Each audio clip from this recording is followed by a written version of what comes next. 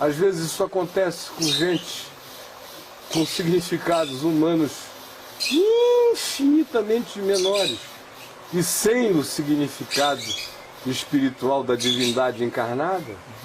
Você encontra determinadas pessoas que às vezes você conversa com elas 5 minutos e elas te marcam para o resto da sua existência. Às vezes a sua vida inteira se referencia a partir daquele encontro, que muda a sua trajetória, foi um resvalão. Você bateu e pá, na rocha da esquina e te botou noutra direção, ainda mais encontrando Jesus.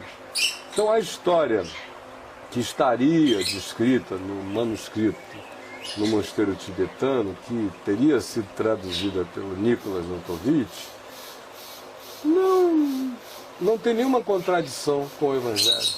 Se houve ou não houve, tanto faz. Eu me preparei para escrever um livro de ficção sobre isso. Escrevi 384 páginas, quase 400 páginas. O livro estava sendo fechado, estava prontinho, chamado Em Busca de Issa. Era a trilogia do Nefilim. Nefilim, Tábuas de Eva, Em Busca de Issa. E aí, nesse caso, o Abelardo Ramês tinha viajado no tempo sem sentir. Nas outras vezes ele sentiu que viajou no tempo.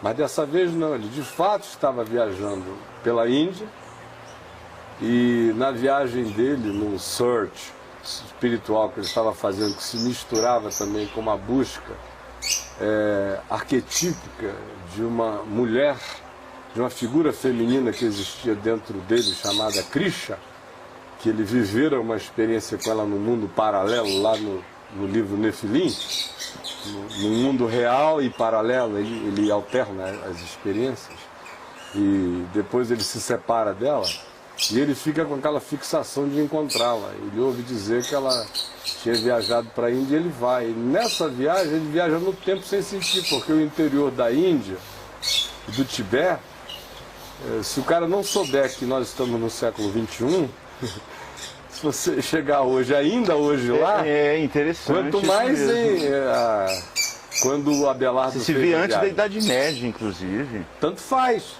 Se você está em 1887, quando o Nicholas Notovitch chegou lá, ou se você está agora, não mudou nada praticamente.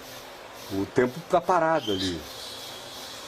Exceto, penetração de celulares agora na mão dos caras no alto da montanha. Mas há 10 anos atrás nem isso havia. Só os sininhos e aqueles círculos de oração. E o silêncio da montanha do Himalaia, da cordilheira do Himalaia. Então, o Abelardo viaja no tempo e nem sente. Ele só vai perceber que ele está 200 anos antes depois. E aí ele faz dentro dessa viagem no tempo uma outra viagem no tempo. Quando ele cai de fato nos dias de Issa. E tenta procurar isso. E ele vai procurando. Só que todas as vezes que ele vai chegando perto do Issa, tem alguma notícia sobre a Krisha que o distrai, sobre essa figura feminina que ele está buscando primordialmente. Aí ele se distrai e ele perde a viagem, mas ele vai chegando sempre para ver as confusões. Sempre as confusões, sempre ele acabou de escapar. Bem a moda dos evangelhos. Deixando atrás um monte de trama e de gente dizendo: se ele chegar aqui a gente mata. Ele é insuportável. De fato, eu escrevi o livro para mostrar a insuportabilidade de Jesus em qualquer cultura humana. Você falou. Em qualquer cultura da terra. Em qualquer polo. Jesus seria insuportável até no momento grego mais politicamente correto. Ele seria insuportável. Poucas pessoas na história humana, poucos mestres na história humana suportariam o convívio com Jesus. Alguns surtariam. O primeiro que ou caía de joelho e adoraria... claro, você adoraria, mas seria um bate-papo legal, né, Caio? Você, se fosse... Eu bato papo com ele todo dia. Eu sei. Há muitos anos, e vou bater pela eternidade. Seria uma coisa assim... Meu bate-papo com ele não sou eu dizendo nada a ele.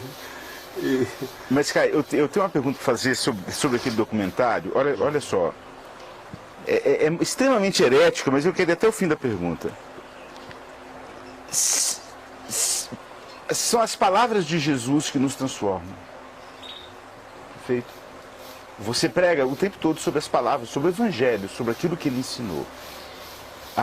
No documentário, não tira nada daquilo que Jesus realizou ou fez, mas diz que após a pseudo-morte dele, teria voltado para lá e ficado o que ele fez aqui. Não tira nada, mas tirou tudo. Pois é, a pergunta é o seguinte, cara, se isso tivesse sido verdade, estaríamos aqui agora pregando o evangelho daquilo que ele fez lá em Israel e pregou, ou ele teve que morrer para sancionar aquilo? A morte dele foi a fechadura daquilo ali. Eu não entendi a sua pergunta. Estaríamos aqui agora se Jesus tivesse morrido depois na Índia e feito tudo que ele fez em Israel? Ou a morte dele foi ali na cruz, foi a sanção do que ele realizou e pregou? A gente já está cantando músicas do John Lennon, tanto quanto do Paul McCartney, se o John Lennon não tivesse morrido. Por que o Lennon ficou maior do que o McCartney? Se quando os dois eram Beatles juntos, os cult gostavam mais do Lennon, mas o povo todo amava muito mais o McCartney, e as meninas especialmente. É porque a música dele é mais fácil de ser ouvida. Não, porque ele morreu. Não, estou falando do McCartney, eles gostavam do McCartney. Se ele não sabia se ele ia estar com a Yoko Ono, se ele já tinha levado 10 chifres na cabeça, se ele teria virado dono de gravador e dito, esqueçam Imagine. Eu escrevi aquilo, esqueçam tudo que eu fiz para trás. Morrer é uma maravilha para todo mito no auge da mitificação. Morreu. Não tem nada. O Che Guevara vivo tinha virado o quê? Estaria pior do que o Fidel, porque ia estar sem poder, talvez tivesse virado Vandré, tivesse acolhido por um quartel, surtado em algum lugar. Então, Jesus não morreu para criar um impacto psicológico e marqueteiro sobre si mesmo. Claro. O que eu estou te dizendo é que a gente não precisa da Índia para essa pergunta. Em João 12, uns gregos procuraram a Filipe e disseram, queremos ver a Jesus. Filipe, então, pegou os gregos e levou os gregos a Jesus. João não nos diz o que os gregos falaram a Jesus, nem o que propuseram, mas nos diz a reação de Jesus. E a reação de Jesus foi a mais forte de todas no Evangelho. Nem quando ele disse arreda Satanás nas tentações, ele falou coisas tão graves sobre si mesmo, sobre a sua visceralidade missional e a sua vocação eterna e histórica, ao mesmo tempo, quanto disse ali. Quando ele ouve o que os gregos dizem, quer ler o texto? Por favor. Vale a pena. Claro. A partir desse contexto, o texto se ilumina imensamente sobre uma proposta de escapamento. Pensa que, ao invés de gregos, são indianos chegando aqui. Tá. A proposta é a mesma. Tá. Nesse caso aqui, as tradições que não são do Evangelho são apenas tradições extra-bíblicas, mas que vêm do primeiro e do segundo século, nos dizem que essa comitiva de gregos chegou lá impressionada com Jesus, convidando-o em nome do rei de Edessa, na Ásia Menor, para mudar-se para lá, porque disse, em Israel você vai ser morto, você é muito politicamente incorreto para sobreviver aqui. Vem para Edessa, que as nossas mentes são abertas entre nós, você vai viver vida longa e o seu ensino vai sobreviver aos tempos e às eras. Aí Jesus ouve essa proposta que lhe é feita pelos gregos, que subiram para adorar na festa em Jerusalém, havia gregos. que tinham relação com o judaísmo, que eram prosélitos do judaísmo, mas tinham mente gentílica. Conheciam bem o esquema do Sinédrio e sabia que ali ele ia rodar. E agora aqui eles carregam uma proposta a Filipe para que Jesus os ouvisse, que eles tinham algo a dizer. Esse algo a dizer é que suscita em Jesus esse tipo de resposta, que é a seguinte: quando Filipe e André chegam e dizem, olha, os gregos querem falar contigo, a proposta é essa, o verso 23 do capítulo 2 diz assim: respondeu-lhes Jesus: é chegada a hora de ser glorificado o Filho do Homem. Em verdade vos digo, se o grão de trigo caindo na terra não morrer, fica ele só. Se for para Caxemir, se resolver viver uma vidinha humana de autopreservação, fica só. É pão de uma única vez, serve só para um pão. Não vira uma padaria, não vira um campo de centeio. Tem que morrer, senão fica só. Se, porém, morrer produz muito fruto, eu não estaria aqui sem cruz. Um Jesus que tivesse vivido 130 anos não teria me degerado nenhuma paixão. Nenhuma. É esse macho eterno, é esse cordeiro da cruz, é esse que diz, se morrer fica só, mas se não morrer produz muito fruto. Ao contrário, se não morrer fica só. Se não morrer fica só, mas se morrer produz muito fruto, é esse que está aqui. Quem ama a sua vida, perde-a. Mas aquele que odeia a sua vida neste mundo, por odiar a sua vida neste mundo, os esquemas de facilitação e sucesso que relativizam o verdadeiro caminho da vida e da consciência. Aquele que ama a existência imediata mais do que a vida, é o que Jesus está dizendo, esse perde a sua vida. Aquele que odeia a proposta da existência imediata e que discerne nela fetiche ou fantasia em relação a tirar o seu olhar da visão real da vida, esse é aquele que preserva a sua vida para a eternidade. Se alguém me serve, está falando agora com André, com Filipe, com todo mundo, que deve ter ficado empolgadíssimos. Pô, legal ir para Grécia. Vamos para lá. Todo mundo querendo bater na gente aqui, é pedrada para lá, pedrada para cá, foge da Judéia para Galiléia, da Galiléia vai para Samaria, da Samaria volta para Galiléia, da Galiléia vai para o extremo norte, aí tem que se refugiar nas terras de Ciro e da Fenícia, aí volta por Gadara, aí atravessa para Cafarnaum, aí está limpo em Samaria, vai a Samaria, aí fica preto em Samaria, volta para Cafarnaum, aí vai para Jerusalém escondido depois que a festa começou, aparece de repente, sai de repente, aparece de repente, sai de repente. O Evangelho de Marcos é um tratado de travessias, e atravessou Jesus para, e foi Jesus para, e seguiu Jesus para, e ocultou-se Jesus de. É o tempo todo.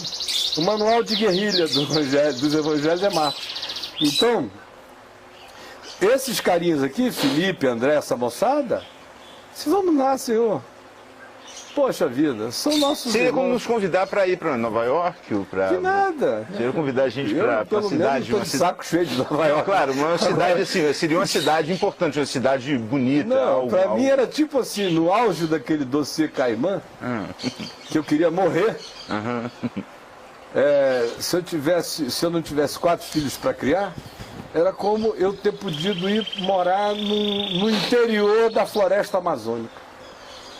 Era o nível de alívio que me causaria no meio daquilo tudo. Para esses caras aqui, era uma tentação.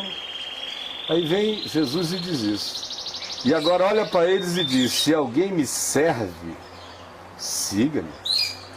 Eu estou indo para a cruz. Vocês querem andar comigo? Me sigam.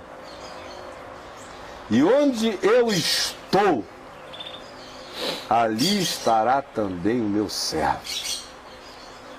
Tome a sua cruz e siga. E se alguém me servir desse modo, andando comigo, estando onde eu estou, permanecendo em mim, meu Pai o honrará. Agora está angustiada a minha alma, e que direi eu? Depois de um convite dele. E que direi eu? Angustiado, ele sabe o que está acontecendo. Ele é só um jovem homem, Deus homem jovem, de 32, 33 anos de idade. Que devia amar muito a vida, né, Caio? E os que amavam, tendo amado os seus que estavam no mundo, amou-os até o fim. Criou todas as coisas e amou todas as coisas. Todas as coisas existem por intermédio dele, e ele ama todas as coisas que ele criou. E ele chega e vive a experiência humana dele com toda a verdade de amor reconciliado com a vida. Agora está angustiada a minha alma, e que direi eu? Pai, salva-me desta hora? Vou dizer, Pai, salva-me desta hora? Puxa vida. Coisa linda. Mas é que precisamente com este propósito vim para esta hora. Isso é uma oração que eu não tenho para fazer ao meu Pai. Salva-me desta hora. Eu vim foi para esta hora. Eu nasci para morrer essa morte, para viver esse dia. Essa eternidade está programada desde haver mundo. Desde antes de haver mundo está programado. Eu vim para esta hora. O sol existe para esta hora, as estrelas existem para esta hora, o universo existe para esta hora, os mundos paralelos existem por esta e para esta hora, tudo converge para esta hora, em mim tudo subsiste. Eu vim precisamente com este fim para esta hora. Aqui o mundo está acabando, aqui o mundo está recomeçando. Aqui é o vértice de todos os significados. É nessa cruz, que na história se historifica, mas que foi erguida antes de haver átomo, antes de haver qualquer ente criado. Qualquer ente? Qualquer energia. Dos anjos. Anjo não viu a cruz, é por isso que o Satanás e todos os principados e potestades, não diz Paulo em Efésios, entram e aprendem com perplexidade a sabedoria de Deus revelada àqueles que creem no mistério outrora oculto, e agora a nós manifesta em Jesus Cristo, que é o mistério da cruz, do Cordeiro Eterno. Ninguém percebia isso. Não havia criatura para assistir o testemunho do sacrifício do Cordeiro Eterno. Só o Pai, só Deus testemunhou Deus dando a vida pela criação. Por isso só Deus jura por si mesmo dizendo: e eu não me arrependerei. É Deus se entendendo com Deus por qualquer criatura, por qualquer criação, por qualquer mundo, por qualquer dimensão, tirando qualquer criatura da questão. Deus lida com Deus sobre a criação. Isso é grave e sério assim. E Jesus vem e diz: agora está angustiada a minha alma, e que direi eu? Pai, salva-me desta hora, se o mundo inteiro existe por causa desta hora. Se eu vim precisamente com este propósito para esta hora, Pai, o que eu digo é o oposto: glorifica o teu nome. Estou aqui para fazer toda a tua vontade, como diz o Salmo e o livro de Hebreus repete: no teu livro está escrito a meu respeito. Tu me fizeste, tu me formaste e me deste corpo. No teu livro estão escritos todos os meus dias. Tu me fizeste para esta hora, corpo me formaste. Eu estou aqui para este momento, para essa encarnação essencial. O que eu tenho a dizer é: Pai, glorifica o teu nome. Então veio uma voz do céu. É interessante como esse texto com essa voz do céu nunca pegou, nunca entrou na moda no meio cristão, você já notou? Nunca entrou na moda. A gente fala da voz da transfiguração, este é o meu filho amado. Ou da voz que João Batista ouviu, este é o meu filho amado. Mas essas duas ficaram na moda sempre. Foram vozes do céu que ficaram sacramentalizadas. Mas essa aqui todo mundo passa batido. Que é um dos momentos mais graves. Talvez isso aqui seja o momento mais intestino do Evangelho antes das horas da cruz. Antes da gente chegar àqueles momentos finais, antes do bicho estar pegando.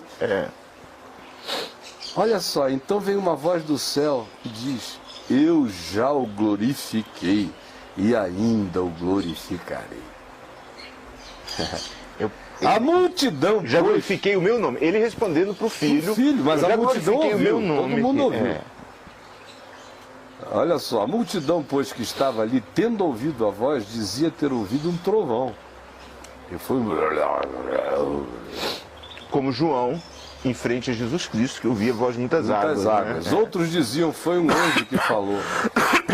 Ou seja... Teve o grupo que disse, a fenomenologia foi um trovão, mas parecia realmente que o trovão disse isso. Mas foi um trovão que falou. Aí teve um segundo grupo que disse, não, foi um anjo que falou com voz de trovão. Mas era discernível. Aí vem Jesus, era discernível.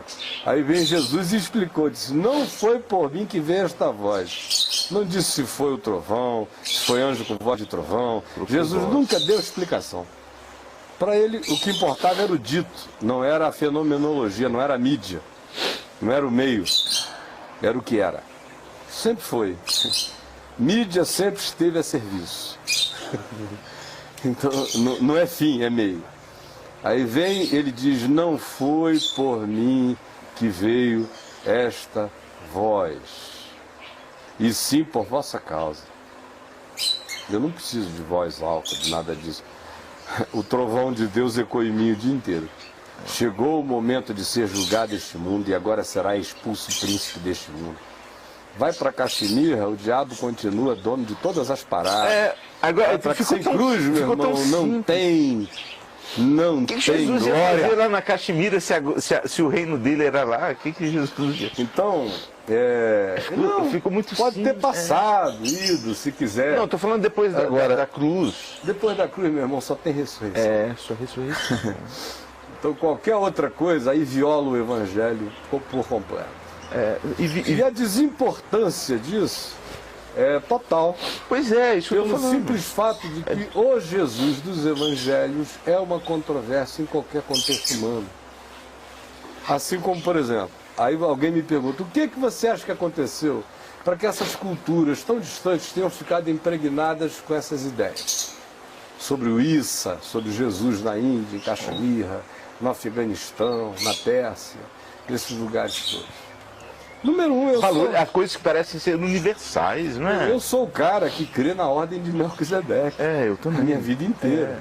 Eu sou o sujeito que escrevi a minha tesezinha de ordenação dizendo que Deus é livre para revelar o arquétipo salvífico, salvador, ao mundo inteiro, pelos meios e modos que ele bem entender revelar. Essa é a primeira coisa. Número 2, se Jesus pegou a caravana e foi, como eu já disse, e voltou, para mim, tanto faz. Número 3, me parece que a indicação clara do Evangelho é que isso não aconteceu. Embora, se isso tivesse acontecido, não mudaria nada. Porque o Evangelho de Lucas diz que ele chega em Nazaré, onde ele foi criado, deram-lhe o livro para ler, e ele leu o livro segundo o seu costume, num dia de sábado, levantou-se para ler. A quantidade de afirmações de continuidade naquele que ele estava ali, muito grande, indo no sábado a Nazaré, onde fora criado. Foi à sinagoga num sábado segundo o seu costume. E deram-lhe o livro para ler, e ele leu. Então, são três... Esse não é Jesus, filho de Maria, não vivem aqui entre nós, seus irmãos, suas irmãs. Isso não é este o carpinteiro. Filho do carpinteiro. Não é só filho, não. Tem 3 expressões. Mateus uma, Marcos outra, Lucas outra. Compare os sinóticos, você vê que numa ele é o filho do carpinteiro, no outro ele é só filho de Maria, na outra ele é o carpinteiro. Então... por qualquer via ele está coberto. pai, mãe, ele mesmo, os irmãos, está todo mundo ali. Está respondendo o nosso irmão Carlos Castro. Aqui. Chegando ali na sinagoga. Então essa é a minha convicção, mas ela também totalmente desimportante para a história da salvação, do evangelho, da graça, da revelação. Mas não a cruz. Não. Agora, cruz não, mano. Cruz. Não a cruz. Cruz e ressurreição. Só existe evangelho por causa da cruz e da ressurreição. Tira a cruz e a ressurreição, não tem evangelho. Jesus fica só bonitinho, legalzinho, legal. Eu não queria nada com ele, era só mais. Vai ser mais um Zaratustra, vai ser mais um Buda, vai ser mais um. E aí, Jesus sem cruz é burro. É burro. Jesus sem cruz é otário, burro. Não sou discípulo de otário. Aí eu ia preferir um outro guru, mais inteligente, menos suicida. Eu só tenho esse espírito kamikaze porque o meu mestre é kamikaze. Por causa da cruz. Porque eu não teria nenhuma vocação kamikaze se Jesus não fosse kamikaze. Mas se Jesus não fosse kamikaze eterno, de dizer eu vim para esse dia, para essa hora, para morrer essa morte, para salvar as entranhas da criação, também não haveria em mim nenhum tipo de interesse por ele, sinceramente falando, porque o meu interesse por ele vem desse diferencial radical. E nem dos seus discípulos que iam rindo. Iam rindo para a morte. Então, sem cruz não há absolutamente nada. Não há Jesus relevante nem significativo. Sem cruz, Maomé é mais interessante porque pelo menos faz uma proposta terrena, mundana, secular, de ir com o Alcorão numa mão e a espada no outro, convencendo o mundo inteiro para lá, tomando poder aqui e agora, e ainda tem prêmios transcendentes depois que você tomar o poder do jeito que você puder aqui. Ainda tem prêmios no Jardim de Alá em algum outro lugar. E são prêmios então, até... é uma religião extremamente interessante ao poder contemporâneo, extremamente gratificante em relação a santificar o bacanal eterno.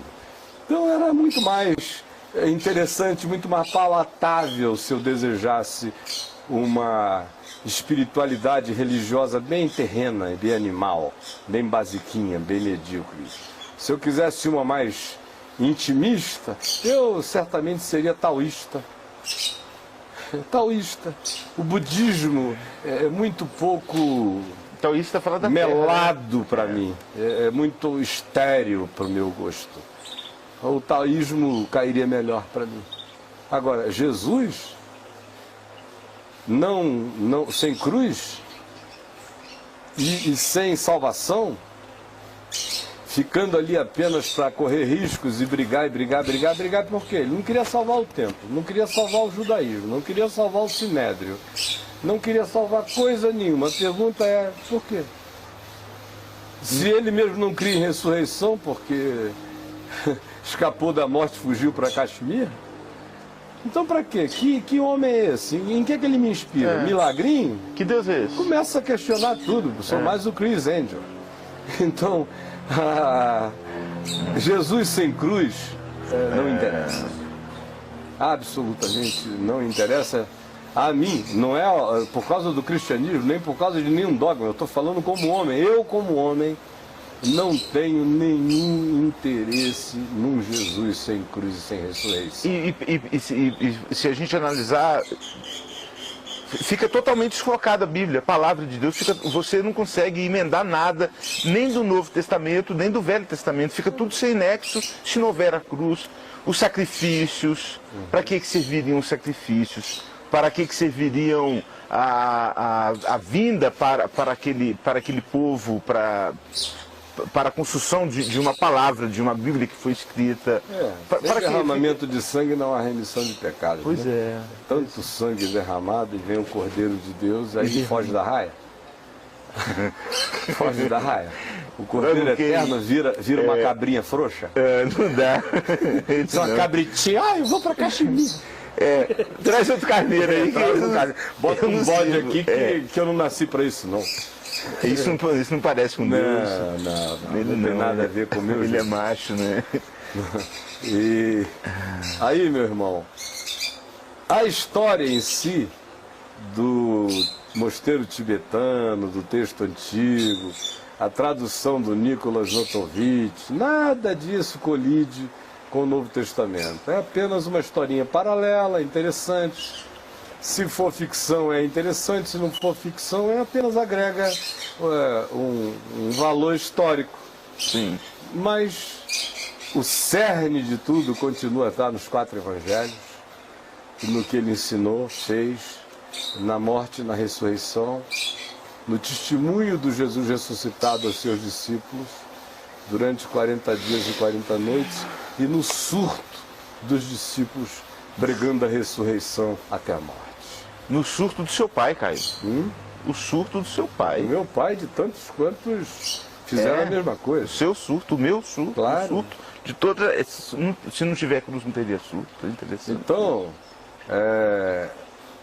quem quer que queira olhar essa questão com tranquilidade de mente, pode pensar com essas categorias que estão sendo anunciadas aqui, porque eu me considero completamente sóbrio e sensato e equilibrado e desfanatizado em relação a observar todas essas coisas.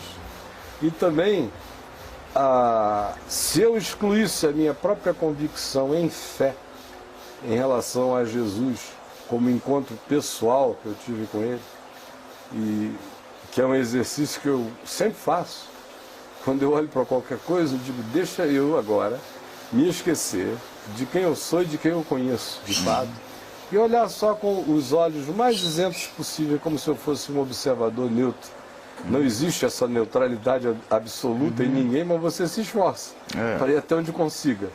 E olhar dali, até com esse olhar, eu repetiria essas mesmas coisas que eu disse aqui, do ponto de vista até apenas da utilização da história, da arqueologia e da coerência de sentidos mínimos. Quanto mais agregando a isso tudo a minha interpretação, que não decorre exclusivamente de qualquer antiguidade de texto, mas sobretudo da minha experiência com a novidade real, presente, contemporânea e instantânea de Jesus vivendo em mim. E mais do que a antiguidade do texto, o que hoje é essencial é a instantaneidade da palavra escrita aqui.